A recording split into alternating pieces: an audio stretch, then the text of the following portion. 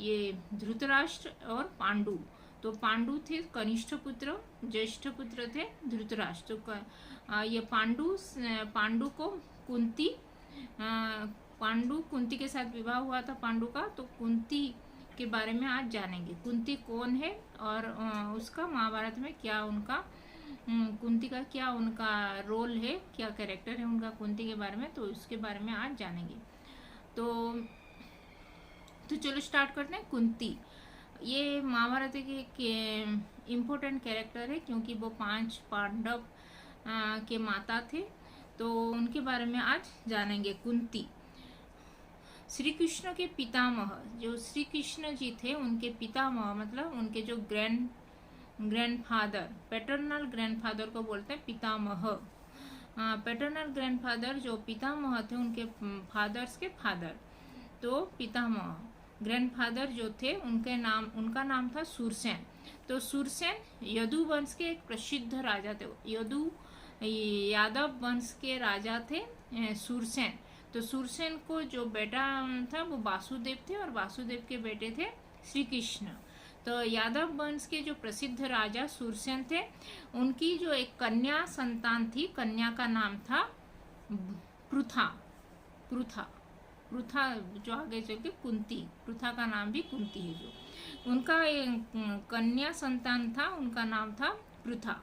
वासुदेव और पृथा, जो वासुदेव श्री कृष्ण के फादर थे और पृथा उनकी बुआ थी, मतलब उनके जो फादर्स सिस्टर। उनके रूप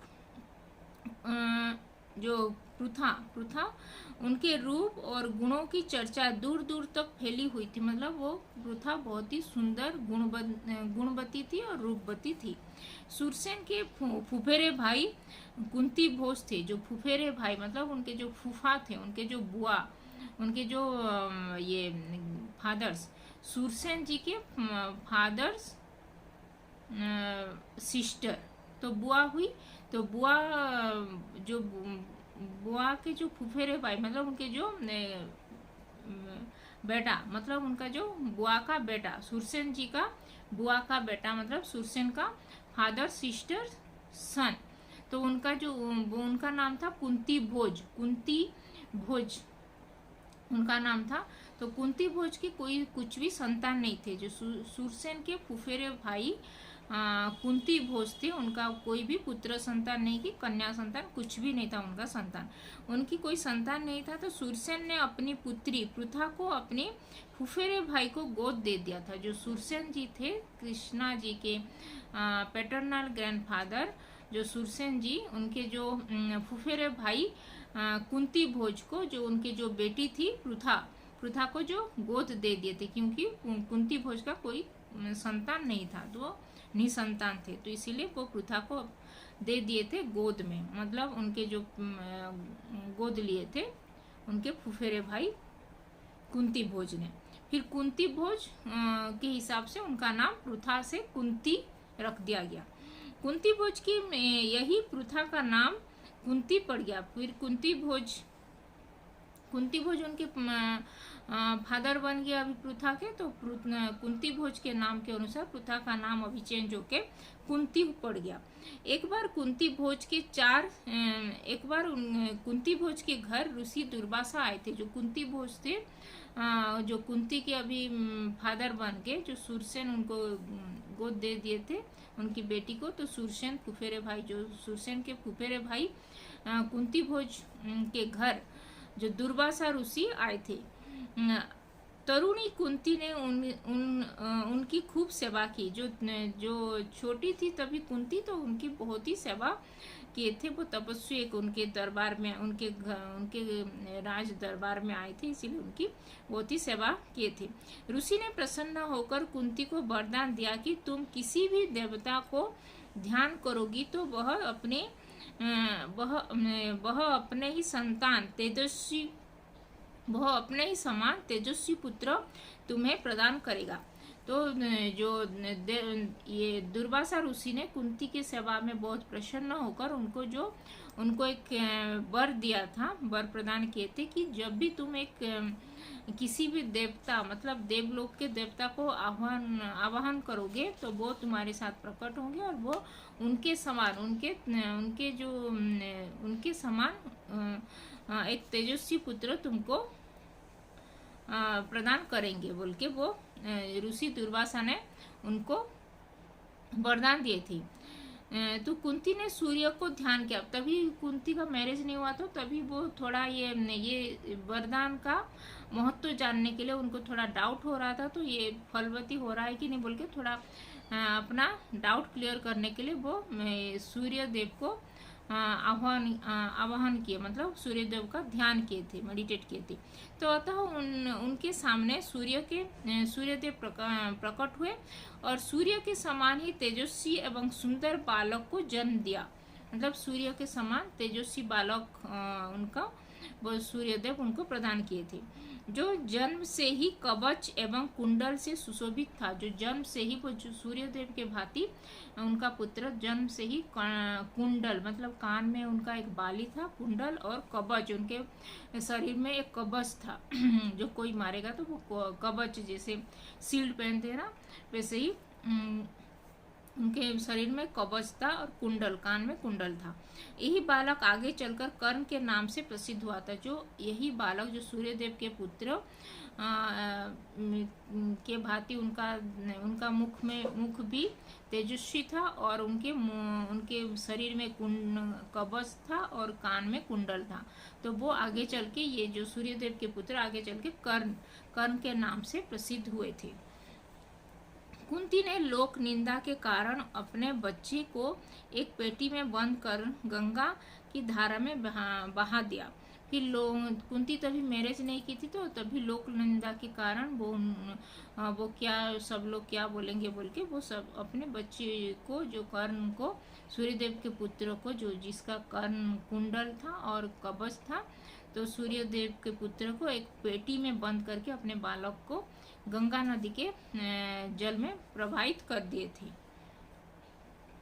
अधिरथ की नजर उस बालक पर पड़ी। अधिरथ जो हस्तिनापुर की जो सारथी थे अधिरथ, तो अधिरथ ये मतलब ये शूद्र थे, वो जाति में शूद्र थे। तो वो जो सारथी अधिरथ जो गंगा नदी के किनारे वो वहाँ पे टहल रहे थे, तभी उनका दृष्टि वो बच्चे पर पड़ी, वो जो पेटी में बंद करके प्रवाहित कर दिए थे, तभी वो अधिरथ उनको लेके गए थे अपने घर पे। बहुत निसंतान था जो अधिरथ शूद्र जो जाति में शूद्र था। जो हस्तिनापुर के जो सारथी थे अधिरथ, वो निसंतान थे, उनका कोई संतान नहीं था। इसीलिए वो जो गंगा नदी में जो प्रवाहित होकर आया था, वो जो सूर्यदेव के पुत्र जो कर्ण, आगे चल के कर्ण में नाम प्रसिद्ध होंगे, तो कुंती और सूर्यदेव के पुत्र संतान को वो अधिरथ ने उनको गोद ले लिए, क्योंकि उनका कोई निसंतान था, तो वो अपने घर लेके चले गए। वह उस सुंदर बालक को पाकर बहुत खुश हुआ। वो सुंदर बालक को तेजस्वी पुत्र पाकर बहुत खुश हो गए अधिरथ और उनके पत्नी। इस तरह से सूर्य पुत्र कर्ण एक सारथी के घर पालने लगा।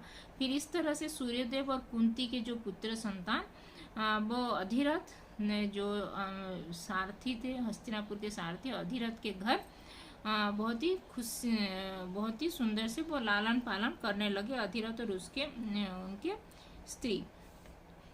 कुंती जब विवाह के योग्य हुई तो उसका स्वयंवर किया गया। जब कुंती का विवाह का टाइम हो गया तभी उनका स्वयंवर किया गया।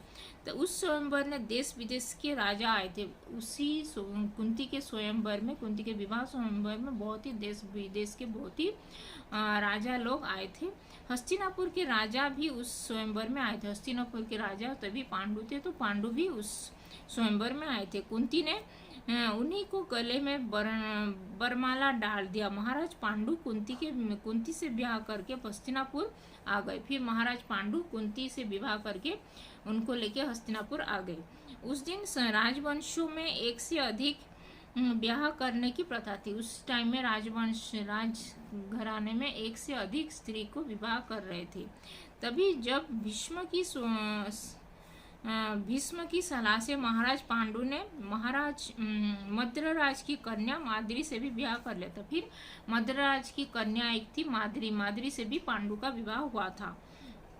एक दिन महाराज पांडु वन में शिकार खेलने गए थे। महाराज पांडु एक दिन तभी शिकार करने जाते थे राजा लोग, तो तभी एक दिन शिकार करने के लिए गए थे। वहाँ हिरण के रूप में विचरण कर रहे एक ऋषि दंपति को उन्होंने अज्ञानता बस मार दिया। फिर वहाँ पे एक ऋषि दंपति वहाँ पे वो जो जंगल में वन में ये विचरण कर रहे थे, ये वहाँ पे घूम रहे थे हिरण बन के। तभी वो महाराज पांडु ने उनके ऊपर तीर चला दिया। उनको पता नहीं था वो ये ऋषि दंपति वहाँ पे विचरण कर रहे हैं बोल के, वो एक ये हिरण समझ के वो उनके ऊपर तीर चला दिए थे। ऋषि ने मरते मरते पांडु को सांप दे दिए। फिर ऋषि दंपति थे, ऋषि जो मेल ऋषि थे वो उनको सांप दे दिए कि तुम भी ऐसे मरोगे, जब तुम्हारे स्त्री को छूगे तुम्हारा मृत्यु हो जाएगा। पांडु श्राप से काफी दुख हुए, तभी पांडु भी ये श्राप पाकर बहुत ही दुखी रहते थे। वापस आकर राज्य का काम पितामह भीष्म तथा विदुर को सौंपकर अपनी पत्नियों के साथ वन में चले गए। फिर वो ये हस्तिनापुर आके वो जो ऋषि मरने के बाद फिर हस्तिनापुर चले गए। फिर वो सभी वो दुखी रहते थे, तभी सभी राजकाज का कारोबार भार सब अपने बड़े भ्राता जो धृतराष्ट्र और पितामह भीष्म और विदुर जी को, मंत्री विदुर को सौंपकर वो अपनी दोनों पत्नी कुंती और माद्री को लेके वन में चले आए। वहाँ ब्रह्मचारी जैसा जीवन व्यतीत करने लगे। वहाँ पे ब्रह्मचारी जैसे लोग वानप्रस्थ लोग में जैसे सन्यासी के रूप में जैसे जीवन यापन करते हैं, वैसे ही वो लोग भी जीवन यापन करने लगे। एक दिन कुंती ने विवाह के पूर्व दुर्वासा ऋषि से मिले वरदान की चर्चा पांडु से की। फिर एक दिन वो दुर्वासा ऋषि से उनको जो वरदान मिला था उसके बारे में पांडु से वो बोले थे कि ऐसे दुर्वासा ऋषि ने मुझे वरदान दिए हैं बोल के। पांडु के अनुरोध से कुंती और माद्री ने देवताओं को अनुग्रह से 5 पांडवों का जन्म दिया था। ऐसे ही वो कुंती और माद्री ने देवता को ये आवाहन करके ध्यान करके वो 5 पांडव को जन्म दिए थे। कुंती के औरत से वो युधिष्ठिर जो धर्म देवता को आह्वान करने से वो धर्म देवता उनको युधिष्ठिर का पुत्र संतान धर्मदेव से युधिष्ठिर का ये जन्म हुआ था। फिर ये पवन देव से उनको भीम पुत्र जन्म हुआ था। फिर इंद्रदेव के आह्वान करने से इंद्र से वो अर्जुन को जन्म दिए थे। फिर वो अश्विनी कुमार दोनों अश्विनी कुमार को ध्यान करने से वो माद्री ने दोनों पुत्रों को जन्म दिए थे, नकुल और सहदेव को अश्विनी कुमार से। माद्री ने अपने को पति के फिर अनुग्रह से जन्म दिया। पांडु अपने 5 पुत्रों तथा पत्नियों के साथ कई वर्ष वन में रहे। वो पांडु अपने दोनों पत्नी और 5 पुत्रों के साथ हंसी खुशी से वो वन में बहुत वर्ष तक वहाँ पे रहने लगे। एक दिन महाराज पांडु माद्री के साथ प्रकृति का आनंद ले रहे थे। एक दिन महाराज पांडु वो अपनी पत्नी जो माद्री से वहाँ पे विचरण कर रहे थे और वो प्रकृति का आनंद ले रहे थे, वो नेचर को उपभोग कर रहे थे। तभी ऋषि के सांप को असर हुआ। तभी वो ऋषि जैसे वो दोनों ऋषि दंपति वहाँ पे विचरण कर रहे थे, वैसे ये दोनों भी विचरण कर रहे थे, इसीलिए उनका सांप तभी फलवती हुआ था और उनका मृत्यु हो गया, पांडु का मृत्यु हो गया वहाँ पे। माद्री ने अपने को पति का मौत का कारण समझा। फिर माद्री जो उन्हीं के साथ विचरण कर रही थी, जैसे वो ऋषि दंपति विचरण कर रहे थे, तभी इसीलिए वो माद्री ने सोचा कि मेरे वजह से मेरे पति पांडु का मृत्यु हुआ है, इसीलिए मैं उनका मृत्यु का कारण हूँ, इसीलिए वो भी ये चिता अग्नि में झांस दे दिए थे। वह भी उन्हीं के साथ मर गए। वो भी उनका भी देहांत हो गया। उस घटना से कुंती और 5 पांडव काफी दुखी हुए। इसी घटना से वो कुंती और 5 पांडव, जो उनके जो 5 पांडव थे, 5 पुत्र, वो भी बहुत ही दुखी हुए थे। तभी ऋषि के सांप का असर हुआ, दुखी हुए और हस्तिनापुर भीष्म पितामह के पास लौट आए। फिर भीष्म पितामह और विदुर जाके वो ये हस्तिनापुर को लौट के लेके चले आए। वो कुंती जो जब सत्यवती और भीष्म को पता चला कि पांडु का देहांत हो चुका है, तभी वो लोग आए वो वन में और कुंती और 5 पांडव को हस्तिनापुर लेकर चले गए। उस समय युधिष्ठिर की आयु 16 वर्ष की थी। तभी युधिष्ठिर का ये एज 16 वर्ष मतलब 16 ईयर्स का हो गए थे। अपने पोते की मृत्यु पर सत्यवती काफी दुखी हुआ। अपने जो पोता था ना, ये सत्यवती का ग्रैंड चिल्ड्रन था ये पांडु, तो इसीलिए वो पांडु का मृत्यु के बाद वो सत्यवती भी बहुत दुखी हुई थी कि उनका अभी उनके हस्तिनापुर का अभी राजभार कौन संभालेगा बोल के। अतः वह अपने दोनों विधवा पुत्र वधु को लेकर हस्तिनापुर भीष्म के साथ आई। फिर उसमें युधिष्ठिर को आयु 16 वर्ष थी। अपने पोते की मृत्यु पर सत्यवती काफी दुखी हुई। अतः वह अपने दोनों विधवा पुत्र वधु जो अंबिका और अंबालिका, उनके जो पुत्र वधु थे सत्यवती के, जो विचित्रा वीर्य के दोनों पत्नी थी, जो अंबिका अंबालिका काशी राज्य करना थे, जो उनको लेकर विधवा पत्नी और वो सत्यवती माता राजमाता, वो तीनों ये वन में चले गए वहां पे तपस्या करने के लिए। कुछ दिन तपस्या करने के बाद वो तीनों का मृत्यु हो गया था। तो ये था कुंती के बारे में। अभी कुंती हस्तिनापुर में चली है अपने 5 पांडव के साथ। फिर आगे चल के 5 पांडव बड़े होंगे, फिर उनको शिष्य द्रोणाचार्य के गुरु आश्रम में जाके वहाँ पे शिक्षा दान करेंगे। इसके बारे में सब जानेंगे। तो ये था कुंती के बारे में कुछ जानकारी। तो अभी कुछ सब